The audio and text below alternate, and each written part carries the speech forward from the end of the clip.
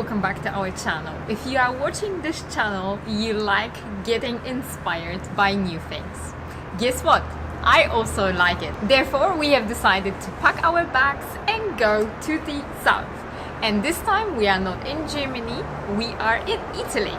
In this video, I would like to share with you traditional dishes that we have eaten in Milan and in Liguria.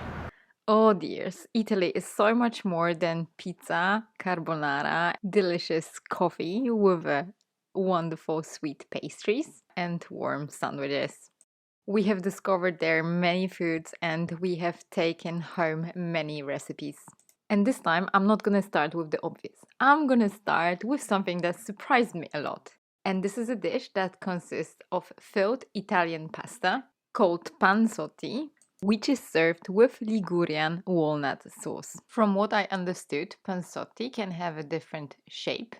We bought fresh ones with half moon shape. Traditionally, the filling consists of mixture of fresh herbs and Ligurian white cheese, that's name I'm not gonna even try to pronounce. The traditional version is rarely available, and the ones that you can find in the restaurants or supermarkets are filled with ricotta and spinach. The walnut sauce consists of walnuts, olive oil, milk, salt, garlic, and majoram. This is definitely a very good alternative to pesto if you don't feel like nibbling 3 bushes of basil. And it's extremely creamy, and I really can't wait to try this recipe at home. In Liguria, you can also enjoy very simple pasta dishes with seafood. As you can see on the screen, you not always need a cream to make a pasta. Lots of butter or olive oil is enough. So this simple and extremely tasty dish is made of pasta called Bavette, prawns and parsley. And my pasta was served with some mussels, tomatoes, parsley and also butter. And tell me, what do you actually need more? I'm gonna tell you what, a bit of meat. And therefore another dish that we tried is the Ligurian rabbit. The Ligurian rabbit is cooked with olive oil, olives, white wine, broth, rosemary and sage. Some also add pine nuts and bay leaf to it, but I haven't found those in mine. And that was another dish that have surprised me a lot. For sure, another recipe for my recipe box. And what we have also realized, many restaurants in Liguria had also cold roast beef as a second course, served with some balsamico and tomatoes, which we can also recommend. Another typical food that you can try in Liguria is the focaccia. Focaccia is a flat oven-baked Italian bread, has usually rectangular shape and it's served with different toppings. The most simple focaccia is called Genovese and is served with olive oil and salt. But tell me, why to eat it simple if you can have it with cheese and sausage? There is also a Ligurian focaccia that is called di Reco, which is flatter than the one that we had and filled with this white cheese I told you about. But I couldn't really find it, so I'm sure that there is a reason why they hide it from the public. And then I decided to go for even more mussels. So when I ordered the stuffed mussels, I thought that they are stuffed with a meat. So I was very surprised when I find out that the stuffing didn't consist only the meat, but also breadcrumbs, parmesan cheese, salt, pepper, garlic, and oregano, but also mozzarella and minced meat. There you go, Ligurian surf and turf. And those were served in the wonderful tomato sauce. For me, that was one of the unexpected ways to use the breadcrumbs. It's a serious treat. And also a very typical dish that you can find in the restaurants and also street food vendors is the fried mixed seafood. The seafood is floured and then deep fried. The ones that we had consisted of squid, octopus and prawns. And as you can see on the screen, our seafood also had some zucchini, but I think that was only for the decoration purposes. And because we didn't have enough fried things on the table, we also ordered fries. Oh man, thanks goodness that we walked so much this day to burn all those calories.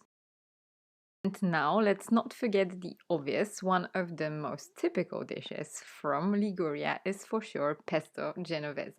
After trying this one, I really need to review my pesto recipe because it doesn't really taste like it. The pesto is usually served there with Trofie, which is a pasta that is twisted. We bought small version of it, which is called Trofiette. Apparently, the pasta was made of wheat or chestnut flour, and I'm pretty sure that we had the wheat version. Farinata is a thin pancake that is made of chickpea flour.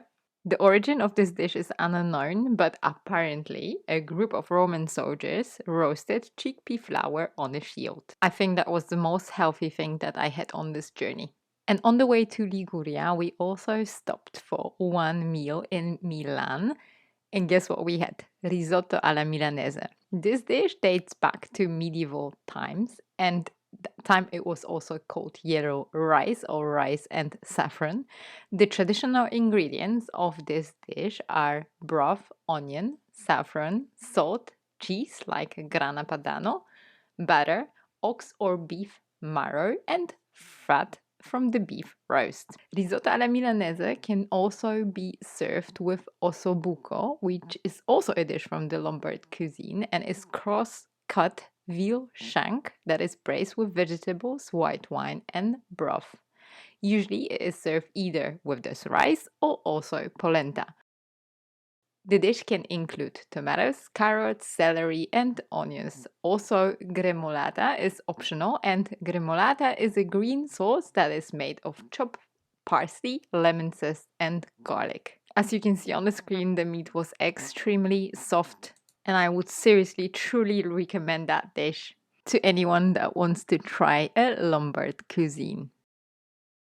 Thank you very much for watching our holiday content. It was actually my dream to go on the parental leave to Italy, and it is coming true right now, so we are very happy about it. Matthias is also right now on the parental leave, so we are just taking some time to discover new things.